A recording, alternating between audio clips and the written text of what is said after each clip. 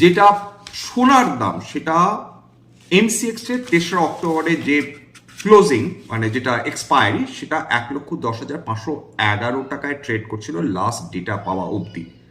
অর্থাৎ খুব সহজ ভাষায় বলতে গেলে মধ্যবিত্ত মানুষ এবার কি 24 ক্যারেটের কথা ভাবা একেবারেই ছেড়ে দেবেন, বা 22 ক্যারেটের সোনার কথা একেবারেই ছেড়ে দেবেন? ইঙ্গিত তো তাই দিচ্ছে। যতদিন আমেরিকা তার প্রেসিডেন্ট এইভাবে বিশ্বের বিভিন্ন দেশগুলোর ক্ষতি করার চেষ্টা করবেন, ট্যারিফ বসিয়ে বা হুমকি দিয়ে বন্ধুদের হাত ছেড়ে দেবেন, ততদিন যে বিভিন্ন বিশ্বের কেন্দ্রীয় ব্যাংকগুলো রয়েছে তারা ডলারের প্রতি আস্থা কিন্তু কম দেখাতে শুরু করবেন, যেটা অলরেডি শুরু হয়েছে। 2 নম্বর, আমেরিকাতে যে বিলসগুলো রয়েছে, যে বন্ড